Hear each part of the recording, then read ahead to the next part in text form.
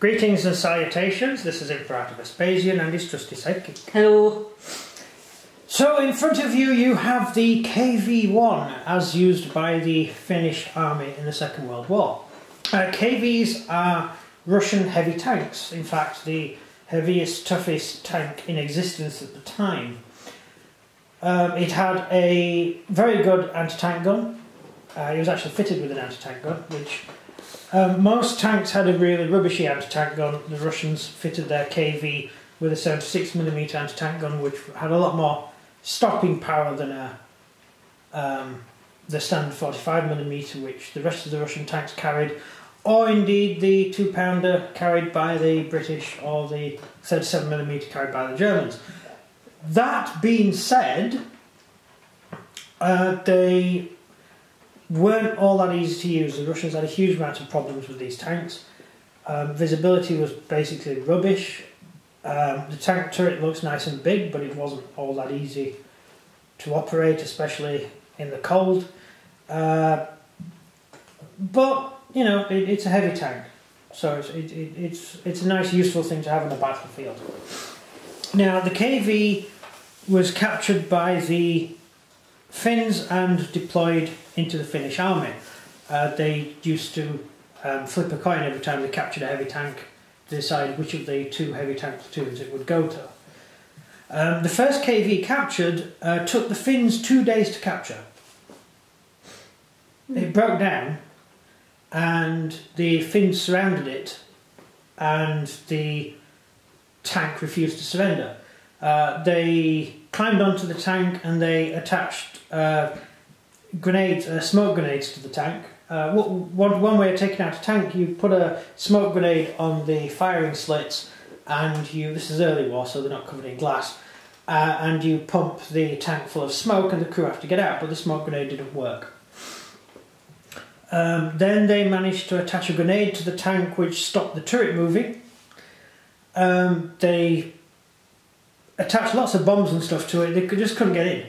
There's nothing they could do. Eventually the tank crew ran out of bullets and the Finns were able to capture it. But for 2 days the Finns attacked this single KV all on its own. So that's how tough the KV was. They also couldn't set fire to it either. They threw Molotov cocktails on it and they poured petrol in the rear slits and it still didn't set fire. So it's a pretty good tank. The tank in the rules has 3 sets of guns. It has a forward firing gun here, another gun next to the turret, next to the turret gun, and a rear gun. In reality, mostly the rear gun was taken off, or the front gun was taken off and put on a roof mount to be used as an anti-aircraft gun, most often. But in actual combat you would probably take it off the roof mount and put it inside your tank. Most tanks didn't actually use a roof-mounted gun. Most of the roof-mounted guns are actually from inside. Yeah? Yeah. Effectively, you're not firing at aircraft while you're in a tank battle. You're not worried about that. No, if you're attacking something, you're not. If you're attacking something on the ground, you don't have your machine gun mounted on the roof. Right? Any questions? Did it used to break down like the T28? Yeah. Yeah, they broke down all the time. But then again, a lot of tanks broke down. This was not cutting edge technology. This was new technology and they didn't really know how a lot of it stood up. A downside to the KV is the tracks are really wide, so it can go over mud quite easily. It can also go over snow quite easily.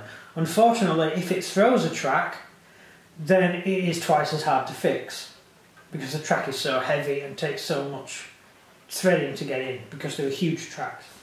So if you threw a track in a KV, you're probably better leaving your tank. Or in the case of the one in Finland I mentioned, you're best staying inside the tank and hoping some Russian soldiers come and help you.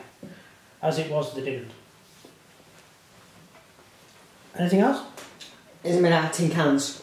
No, it's made out of solid armour plate. That's new.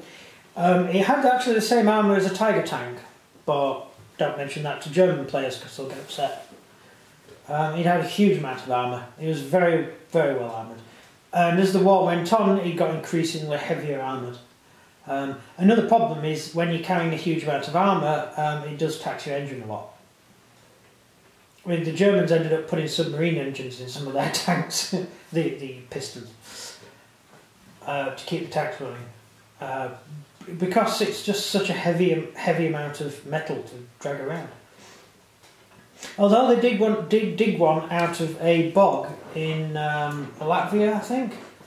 They actually dragged it out of a bog and they managed to start the engine. So it shows that they're actually quite rugged. You can actually, after 60 years buried in a bog, you can actually get the engine to start, which is actually quite interesting. Yeah. But that's only because the engine wouldn't have had any mud in it. It would probably be protected by something.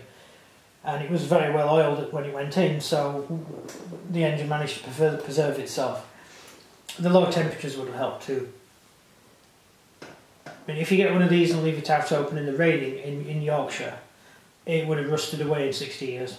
It would have just turned to molten slag.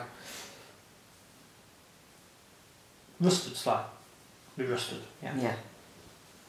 But, yeah. Any more? No. That it? It's basically the exact same tank as the T28, T35, and just has a bigger fat gun. Rules wise, yeah, in the game, more or less, yeah. It's effectively more or less the same tank, except it does carry a heavier gun, a slightly better gun. The 76mm gun will give you a +5 penetration instead of a +4.